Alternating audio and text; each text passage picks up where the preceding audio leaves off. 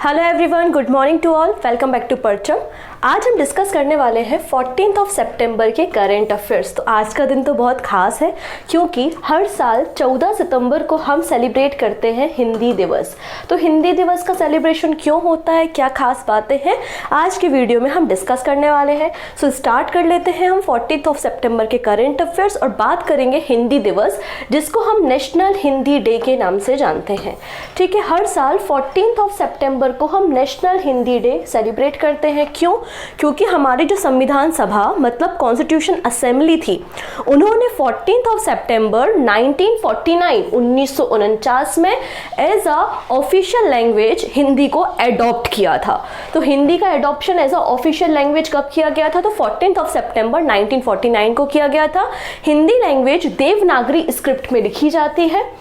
ठीक है, इसलिए हम 14 सितंबर को हिंदी दिवस या फिर नेशनल हिंदी डे सेलिब्रेट करते हैं।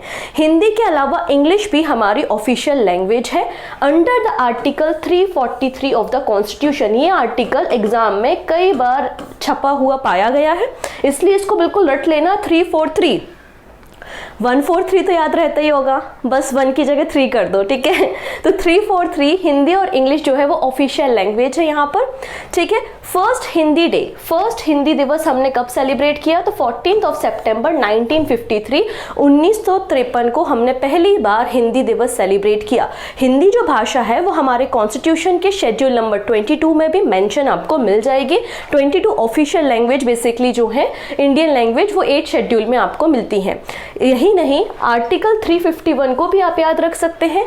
आर्टिकल नंबर 351 ये कहता है कि directive for the development of the Hindi language. तो यहाँ पे सेंट्रल गवर्नमेंट एंड राज्य सरकार प्रयास करेंगी हिंदी भाषा के डेवलपमेंट के लिए। ये बात आर्टिकल नंबर 351 में लिखी गई है। तो आपको याद रखना है, बहुत इंपॉर्टेंट डे है। क्वेश्चन बनता है 14 सितंबर को हिंदी दिवस या नेशनल हिंदी डे सेलिब्रेट किया जाता है। ओके, इसके अलावा जैसा कि मैंने कहा था, आज एक और सरप्राइज है आपके लिए, वो है हमारी परचम की गाइडेंस सेल। मैंने आपको कहा था हम बहुत जल्दी अनाउंस करेंगे, तो देखिएगा यहाँ पर एक कॉन्टैक्ट नंबर है 8770995187। आप इस नंबर पे व्हाट्सअप कर सकते हैं। इसके अलावा parchamexamguide@gmail.com ये हमारी जीमेल अकाउंट है। आप यहाँ पर भी आपका कोई भी डाउट होता है एग्जाम के रिगार्डिंग कि कैसे पढ़ना है, नेगेटिव मार्किंग होगी कि नहीं होगी, कौन सी बुक्स हमको लेनी चाहिए पर्टिकुलर सब्जेक्ट के लिए, या किसी एग्जाम के रिगार्डिंग आपको कोई इन्फॉर्मेशन चाहिए है, तो आप यहाँ पे व्हाट्सअप भी कर सकते हैं और मेल भी कर सकते हैं। ठीक है, तो इस नंबर को नोट डाउन कर लीजिएगा और जब भी ज़रूरत हो आपको हमारी, तो आप इस नंबर पे कॉल कर सकते हैं। ओके है, सो स्टार्ट करेंगे आज का हम सीए। और अगर आज के करेंट अफेयर्स की पीडीएफ आपको लेनी है तो परचम का टेलीग्राम ज्वाइन करेंगे। टेलीग्राम से करेंट अफेयर्स की पीडीएफ आप फ्री ऑफ कॉस्ट डाउनलोड कर सकते हैं। अगर टेलीग्राम से डाउनलोड करने में कोई भी समस्या है तो परचम का जो एप्लीकेशन है प्ले स्टोर पे अवेलेबल होगा, वहां से भी आप पीडीएफ को डाउनलोड कर सकते हैं। डन है इतनी चीजें। और ऑब्वियस सी बात है, सेशन पसंद आता है तो अपने फ्रेंड्स के साथ शेयर कर देंगे जिससे उनको भी फायदा मिल सके। स्टार्ट करते हैं आज का वीडियो।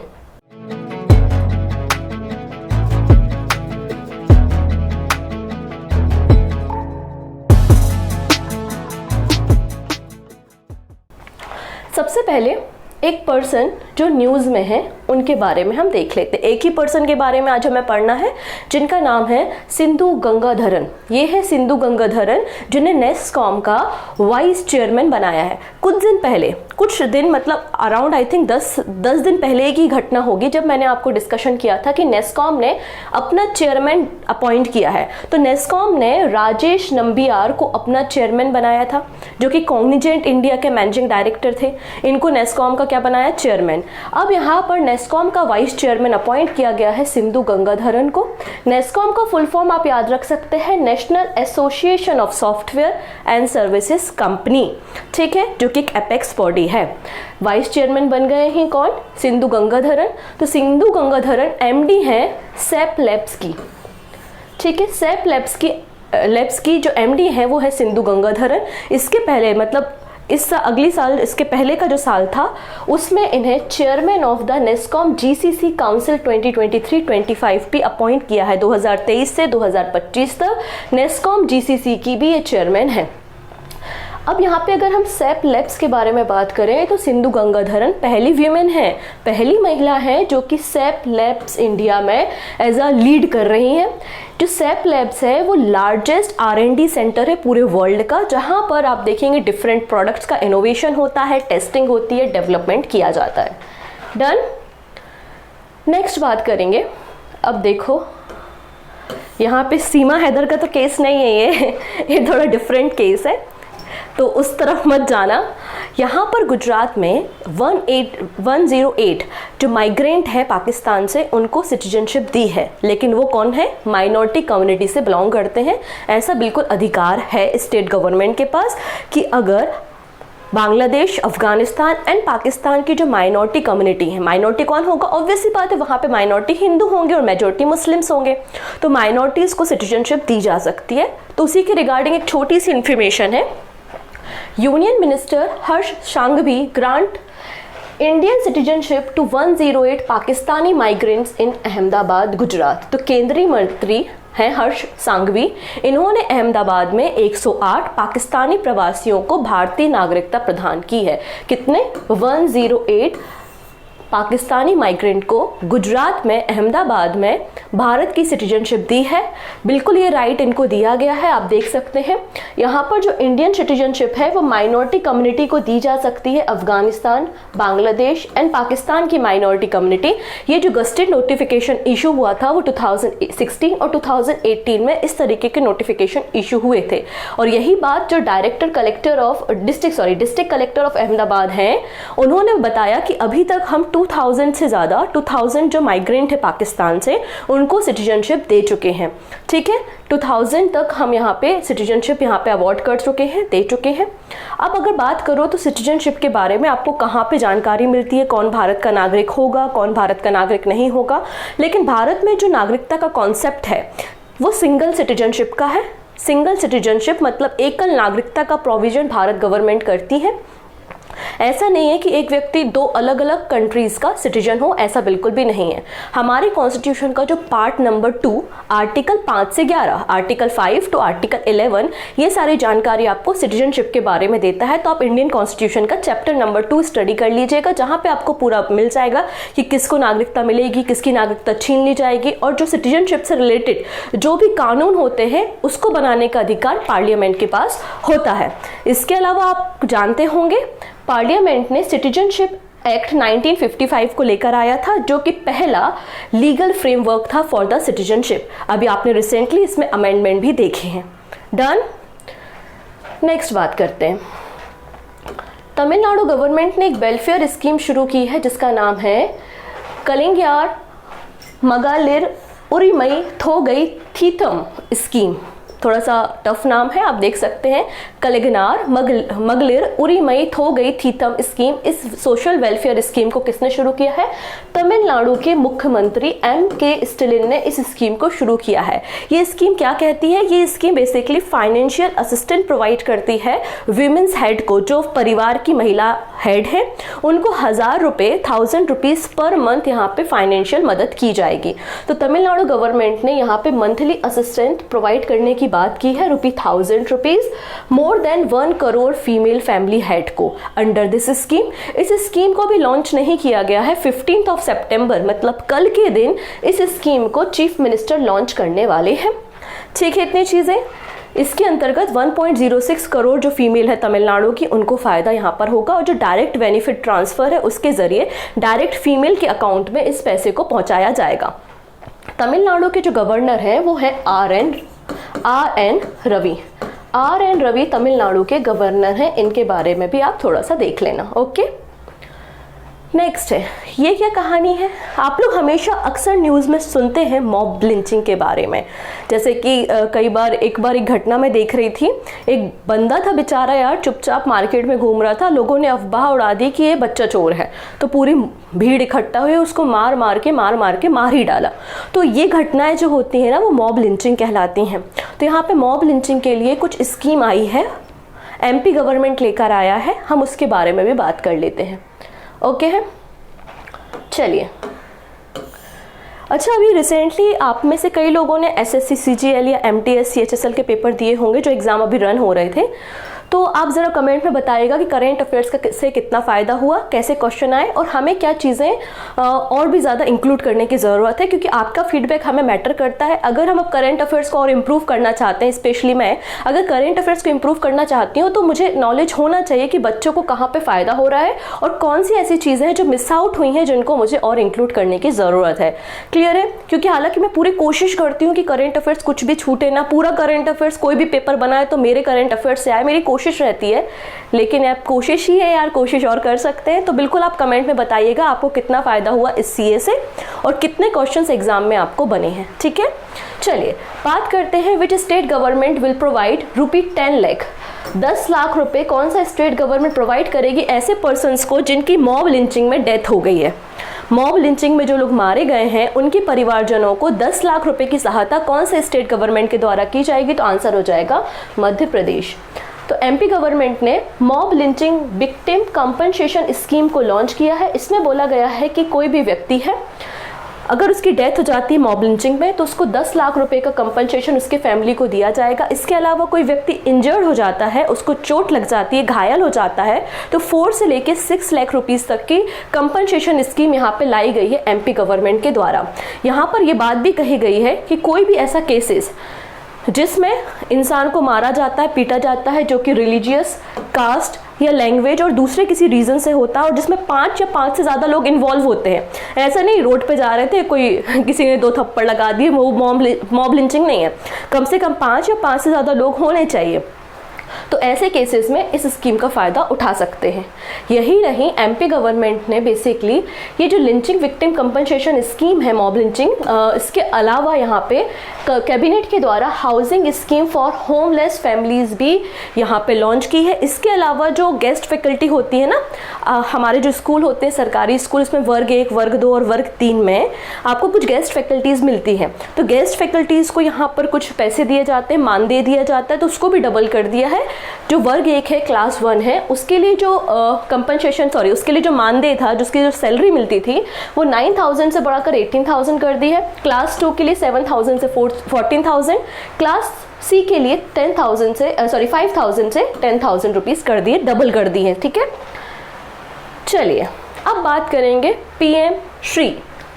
ये हमारे प्राइम मिनिस्टर मोदी हैं। इन्होंने 5 सितंबर 2022 जो हमारा टीचर्स डे था लास्ट ईयर का, 5 सितंबर 2022 को पीएम श्री स्कीम को लॉन्च किया था। पीएम श्री स्कीम को कब लॉन्च किया गया था? वेरी इंपॉर्टेंट, 5 सितंबर 2022 को पीएम श्री स्कीम को लॉन्च किया गया था। PM school for rising India, clear है? PM school for rising India PM Shri का फुल फॉर्म है। इसका मकसद था कि पूरी कंट्री में 14,500 स्कूल्स को अपग्रेड करना और डेवलप करना अंडर दिस स्कीम। यहाँ पर जो मतलब बिल्डिंग बनाई जाएंगी या कंस्ट्रक्शन किया जाएगा, यहाँ पे स्मार्ट क्लासरूम्स होंगे, लाइब्रेरी होंगी, स्पोर्ट इक्विपमेंट्स, आर्ट रूम और कई सारी फैसिलिटी होंगी। इसके अलावा ये जो बिल्डिंग का डेवलपमेंट किया जाएगा, ये ग्रीन स्कूल होंगे। ग्रीन स्कूल का मतलब यहाँ पे वाटर कंजर्वेशन सिस्टम होगा, वेस्ट मैनेजमेंट प्रॉपर होगा, वेस्ट की रिसाइकलिंग की जाएगी और एनर्जी इफिशिएंट इंफ्रास्ट्रक्चर इस पीएम श्री स्कीम के अंतर्गत बनाने थे। कितने स्कूल को अपग्रेड करना था? 14,500 स्कूल्स को। और ये जो पीएम श्री स्कीम है, ये पूरी तरीके से सेंट्रली स्पॉन्सर स्कीम है, मतलब पूरा जो 100% पैसा है वो कौन देगा? सेंट्रल गवर्नमेंट देगा। हम क्यों डिस्कशन कर रहे हैं? डिस्कशन ये है कि रिसेंटली यहाँ पे 141 पीएम श्री स्कूल को यहाँ पर आप देखेंगे उनका फाउंडेशन स्टोन रखा गया है। ठीक है, तो श्री धर्मेंद्र प्रधान इनॉग्रेट्स विद्या समीक्षा केंद्र एंड ले foundation stone of 141 PM Shri school इन देहरादून। तो श्री धर्मेंद्र प्रधान ने विद्या समीक्षा केंद्र और 141 पीएम श्री स्कूल का फाउंडेशन स्टोन रखा है देहरादून में। इतना ही नहीं, 3 नेताजी सुभाष चंद्र रेसिडेंशियल स्कूल भी ओपन करने की बात की है देहरादून में। ठीक है, धर्मेंद्र प्रधान जी कौन है? तो हमारे एजुकेशन मिनिस्टर है, शिक्षा मंत्रालय को संभालते हैं धर्मेंद्र प्रधान जी। ओके, तो धर्मेंद्र प्रधान जी, श्री पुष्कर सिंह धामी जो कि उत्तराखंड के सीएम हैं, इन लोगों ने मिलकर उद्घाटन किया है, इनॉग्रेट किया है विद्या समीक्षा केंद्र देहरादून उत्तराखंड में। तो उत्तराखंड 2nd स्टेट बन गया है। उत्तराखंड जो है वो 2nd नंबर का स्टेट बन गया है आफ्टर गुजरात, जहां पर विद्या समीक्षा केंद्र को ओपन किया गया है। समझ में आया? विद्या समीक्षा केंद्र को ओपन करने वाला सेकेंड स्टेट कौन बन रहा है? उत्तराखंड बन रहा है। पहला स्टेट कौन था? गुजरात था। अब ये होता क्या है विद्या समीक्षा केंद्र? मान लेते कोई स्टेट है जैसे कि उत्तराखंड है, उत्तराखंड में कई सारे सरकारी स्कूल होंगे, ऑब्वियस सी बात है होंगे, तो क्यों ना एक सिंगल ऑनलाइन डेटा पोर्टल हो, किसी भी उत्तराखंड के किसी भी स्कूल के लिंक पे क्लिक करो तो आपको उस स्कूल के सारे इन्फॉर्मेशन एक ही प्लेटफॉर्म पे मिल जाए। The second state after Gujarat where Vidya Samiksha Kendra has been inaugurated which provide online data of all the school of the state in one click. Clear है? तो ये है आपकी PM श्री स्कीम, इसके बारे में मैंने आपको बता दिया। नेक्स्ट बात करेंगे हमारे प्रेसिडेंट द्रौपदी मुर्मू के बारे में। प्रेसिडेंट द्रौपदी मुर्मू ने इनॉग्रेट किया है आयुष्मान भव कैंपेन। आयुष्मान भव कैंपेन को कहाँ पे लॉन्च किया गया, इनॉग्रेट किया गया है? तो नई दिल्ली में इसको इनॉग्रेट किया गया है। इसके अंतर्गत एक सेवा पखवाड़ा चलाया जाएगा। अभी प्राइम मिनिस्टर नरेंद्र मोदी जी का बर्थडे आने वाला है 17 सितंबर से लेकर गांधी जी के बर्थडे तक, मतलब 2 अक्टूबर तक। तो 17 सितंबर से लेकर 2 अक्टूबर तक सेवा पखवाड़ा यहाँ पे इनॉग्रेट किया जाएगा, रन किया जाएगा। क्या है ये पूरी कहानी, आइए थोड़ा सा देख लेते हैं। तो प्रेसिडेंट द्रौपदी मुर्मू ने आयुष्मान भव कैंपेन की शुरुआत की है सितंबर 13 से for universal health care access. Urban area और जो आपके रूरल एरियाज है, स्पेशली हर एक गांव तक, हर एक टाउनशिप तक जो हेल्थ केयर बेनिफिट्स है, हेल्थ केयर सर्विसेज हैं, वो कवर की जा सके, हर एक व्यक्ति तक हेल्थ की सुविधा हो। ये आयुष्मान भव कैंपेन का बेसिकली एम है। Aim to provide comprehensive health service by ensuring coverage for every village and the town across the India। कोई भी पर्सन यहाँ पे हेल्थ केयर सर्विस से छूटना नहीं चाहिए, ये इसका मकसद है। इस पूरे कैंपेन को रन कौन कर रहा है? तो अलग अलग गांव तक हमें पहुंचना है, तो हमारे जो ग्राम पंचायत है, वो ग्राम panchayat, health department, government of India के अलग अलग डिपार्टमेंट और जो लोकल इलेक्टेड बॉडीज होती है अर्बन एरियाज में और रूरल एरियाज में, वो सभी मिलकर इस कैंपेन को रन करने वाले हैं। क्लियर हुआ इतनी चीजें? अब आयुष्मान भव कैंपेन जो है उसके प्राइमरली 3 पार्ट्स होंगे। 3 पार्ट्स में ये कैंपेन रन होगा। पहला है आयुष्मान आपके द्वार 3.2, मतलब जो हेल्थ केयर स्कीम है वो आपके घर तक पहुंचाई जाएंगे, आपके द्वार 3.0। आयुष्मान मेला, तो बेसिकली एक हेल्थ फेयर का आयोजन किया जाएगा जिसमें अलग अलग health centre, health communities participate करेंगे। नेक्स्ट है आयुष्मान सभा। आयुष्मान सभा में बेसिकली कम्युनिटी की असेंबली होगी, हर एक गांव में, ईच विलेज में, पंचायत लेवल पे हेल्थ केयर फैसिलिटीज पे यहाँ पे डिस्कशन होगा, जो भी मुद्दे हैं उन पे यहाँ पे डिस्कशन होगा। तो 3 फेजेस में, बेसिकली 3 प्राइमरी कंपोनेंट में ये पूरी स्कीम रन होने वाली है, कैंपेन रन होने वाला है। आयुष्मान आपके द्वार 3.0, आयुष्मान मेला, आयुष्मान सभा। ठीक है, इंप्लीमेंटेशन की टाइमलाइन आपको बता दी है 17 सितंबर से लेकर 2 अक्टूबर तक, जब प्राइम मिनिस्टर मोदी का और बापू जी का बर्थडे है। ठीक है, सेवा पखवाड़ा आप देख सकते हैं जिसके बारे में मैंने बताया है, क्या क्या कार्यक्रम किए जाएंगे। तो सभी जिलों में रक्तदान शिविर, मतलब ब्लड डोनेशन कैंप्स लगाए जाएंगे, वृक्षारोपण प्लांटेशन का काम किया जाएगा, स्वच्छता अभियान चलाया जाएगा, जल ही जीवन है अभियान चलाया जाएगा। ये सारी चीज़ें यहाँ पर होंगी, वोकल फॉर लोकल होगा, एट्सेट्रा। चलिए नेक्स्ट बात करते हैं। अगेन हम अपने कंट्री की प्रेसिडेंट के ऊपर चर्चा करेंगे। So president Draupadi Murmu inaugurates first global symposium on the farmers right in the new Delhi. तो नई दिल्ली में पहली बार इंटरनेशनल लेवल पे, ग्लोबल लेवल पे फार्मर्स के राइट के लिए संगोष्ठी, मतलब एक सम्मेलन या कॉन्फ्रेंस का आयोजन किया जा रहा है, जहां पे फार्मर्स के राइट के ऊपर डिस्कशन होगा। इसके अलावा अलग अलग कैटेगरीज में फार्मर्स को जो है वो अवार्ड भी डिस्ट्रीब्यूट किए जाएंगे, किस तरीके से जो हमारा कल्टीवेशन है उसको इम्प्रूव कर सकते हैं और किस तरीके से हमारे फार्मर्स ने कई सारी ऐसी वेराइटी है प्लांट्स की जिनको कंजर्व किया है। तो इन सब मुद्दों पे यहाँ पे डिस्कशन होने वाला है।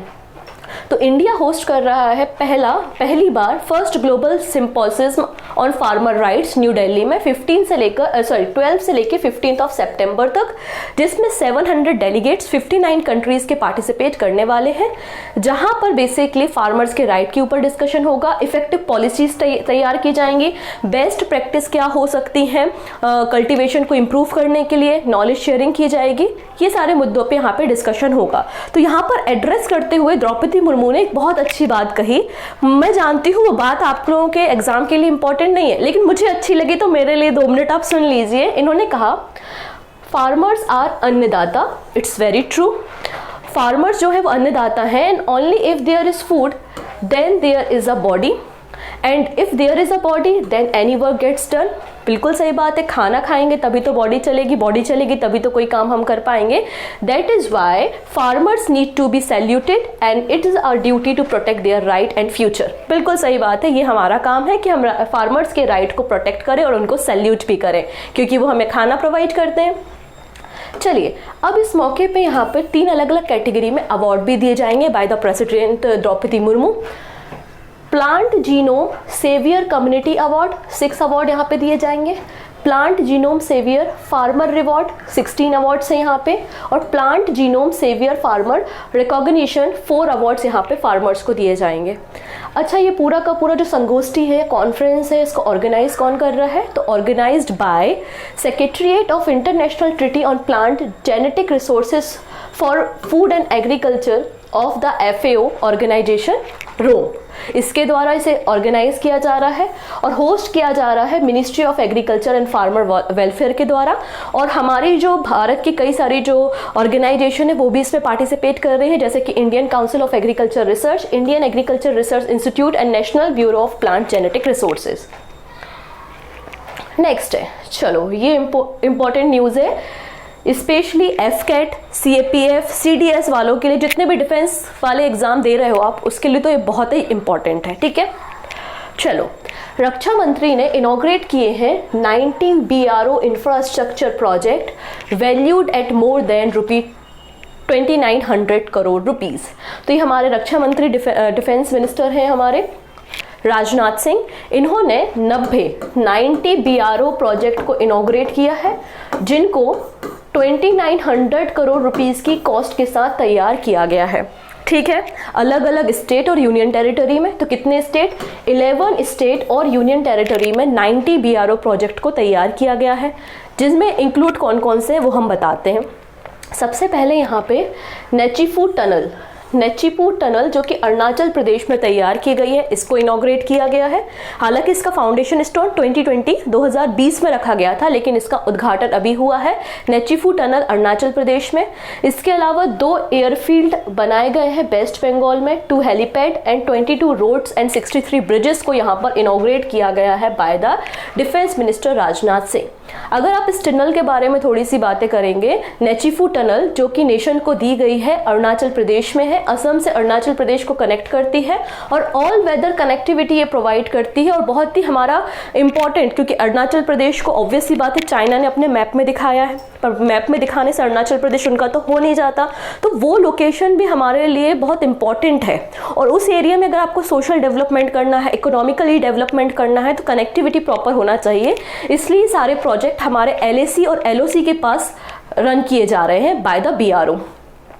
ये जो नेचीफू टनल है वो बेसिकली तवांग मतलब अरुणाचल प्रदेश और आपका आसाम बालीपारा को कनेक्ट करता है। और इसका फाउंडेशन स्टोन 12 अक्टूबर 2020 में रखा था। लगभग 500 मीटर की ये आपको टनल देखने को मिल जाएगी, जो कि single tube double lane tunnel है, जो कि ऑल वेदर कनेक्टिविटी प्रोवाइड करेगी आर्म फोर्सेस के लिए भी और टूरिस्ट के लिए भी, जो लोग भी विजिट करने जाते हैं।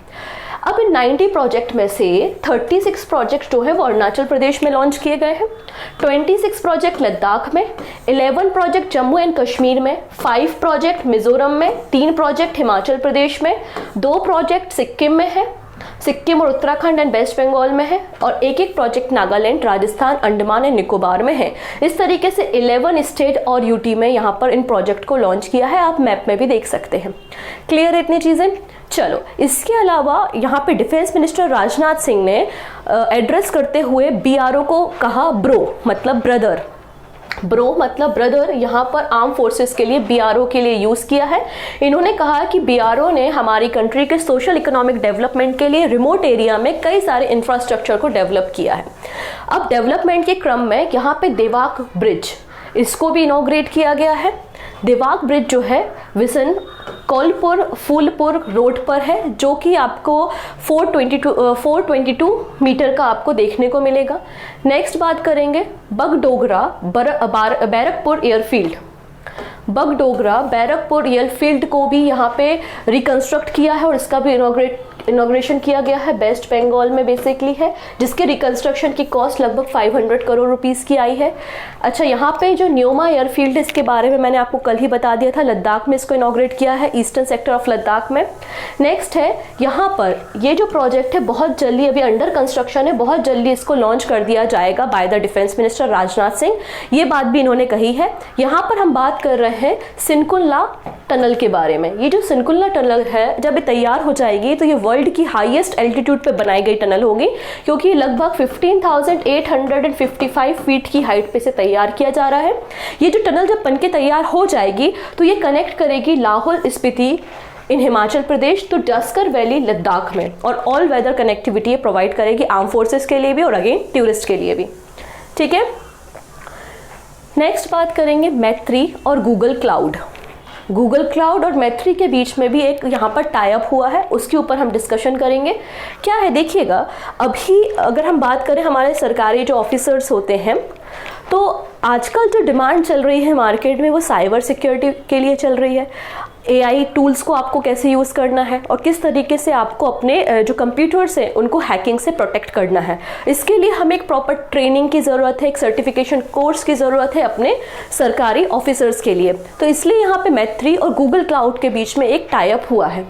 गूगल क्लाउड पार्टनर विद मैत्री टू ट्रेन गवर्नमेंट ऑफिशियल्स, तो लगभग 1000 गवर्नमेंट ऑफिसर्स को यहाँ पे ट्रेनिंग की जाएगी और जो लर्नर्स होंगे उनको सर्टिफिकेट के साथ 1 लाख यहाँ पर स्कॉलरशिप भी दी जाएगी। ठीक है, तो Google cloud has partner with the government computer emergency response unit CERT इन, इसके साथ बेसिकली टाई अप हुआ है। ये जो CERT इन है इसका फॉर्मेशन 2004 में हुआ था और न्यू दिल्ली में आपको इसका हेड ऑफिस देखने को मिल जाएगा। ये ministry of electronics and information technology मतलब मैत्री का एक पार्ट है, जो कि साइबर सिक्योरिटी की थ्रेट, हैकिंग और जो दूसरे साइबर रिलेटेड इश्यूज होते हैं उनके साथ ये डील करता है। इसका फुल फॉर्म क्या है? Computer emergency response unit. Done. Next है, चलिए अंतिम न्यूज़ के बारे में हम बात करते हैं। ये है प्यारी सी स्पाइडर, लेकिन ये बड़ी शाय है, बड़ी शर्मीली है। जब कोई भी डिस्टर्बेंस होता है ना तो ये छिप जाती है रॉक्स के बीच में, और इस नई स्पीसीज की डिस्कवरी रिसेंटली राजस्थान में की गई है। आइए इसके बारे में बात करते हैं। न्यू स्पाइडर स्पीसीज डिस्कवर्ड, तो नई मकड़ी की प्रजाति की खोज की गई है जिसका नाम है पेल्पीमेनस गॉडवन एंड पेल्पीमेनस मेडहॉक। इनकी डिस्कवरी कहाँ हुई है? Rajasthan desert national park and Solapur में। और बेसिकली ये जो राजस्थान डेजर्ट नेशनल पार्क है ये ग्रेट इंडियन बस्टर्ड के नाम के लिए जाना जाता है। तो ग्रेट इंडियन बस्टर्ड के नाम पर ही इनका नाम, इन दो स्पीसीज का नाम गोडावन और मेल्डॉक रखा गया है। लोकल लोगों के द्वारा बोला जाने वाला है ये, और बहुत शाय नेचर की है। अंडर द रॉक ये छिप जाती है जब कोई भी डिस्टर्बेंस ऐसे फील होता है। डन है। मरून कलर की आपको ये स्पाइडर देखने को मिल जाएगी। अंत में बात करेंगे कुछ शॉर्ट न्यूज़ के बारे में। आइए, सबसे पहली न्यूज़ है यहाँ पर इंडियन इंस्टीट्यूट ऑफ टेक्नोलॉजी मतलब IIT दिल्ली ने भारत का पहला सर्वे कंडक्ट किया है, एक नेशनल स्केल मैपिंग तैयार की है कि सॉइल इरोजन कहाँ कहाँ हो रहा है, कितना हो रहा है और रीजंस क्या है, रेनफॉल है या दूसरे कोई और रीजंस भी यहाँ पर है। तो इंडियन इंस्टीट्यूट ऑफ टेक्नोलॉजी मतलब IIT Delhi conducted the country's first national scale mapping of soil erodibility, मतलब यहाँ पे जो मिट्टी का कटाव है उसके लिए। नेक्स्ट है, चाइना की एक प्लेयर है जिनका नाम है र्यूनिंग इन, के वर्ल्ड नंबर 1 बन गई हैं Rolex women world golf ranking 2023 में। तो वर्ल्ड गोल्फ रैंकिंग 2023 में टॉप किसने किया है? चाइना की वीमेन गोल्फर र्यूनिंग इन ने किया है। नेक्स्ट है, इंडियन एयरफोर्स को अपना पहला एयरबस C295 एयरक्राफ्ट रिसीव हो गया है। ठीक है, इसके बारे में आपको पता है। नेक्स्ट है, कैश फ्री पेमेंट ने पार्टनरशिप की है NPCI के साथ फॉर ऑटो पे ऑन QR कोड को स्कैन करके ऑटो पे हो जाए। तो कैश फ्री पेमेंट ने यहाँ पे NPCI के साथ पार्टनरशिप की। और अंत में बात करेंगे यहाँ पर हम बात करते हैं एक फुटबॉल टूर्नामेंट के बारे में, सुब्रतो कप। यहाँ से क्वेश्चन एग्जाम में बनते हैं कि इस कप का एसोसिएशन किस गेम से है, किस स्पोर्ट से है। तो ये जो Subroto cup international football tournament है ये इंडिया का oldest national school football tournament है बेसिकली, और इसका 62 नंबर का एडिशन होने जा रहा है।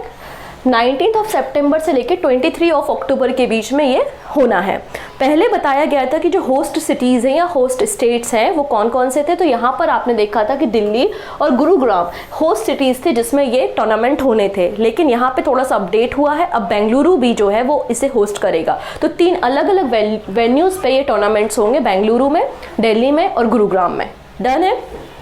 अंत पे बात करेंगे कुछ MCQ के बारे में। सो पहला क्वेश्चन है, according to the US news and world report annual best countries ranking में किस सिटी ने या किस कंट्री ने यहाँ पे टॉप किया है, तो आंसर हो जाएगा स्विट्जरलैंड ने टॉप किया है।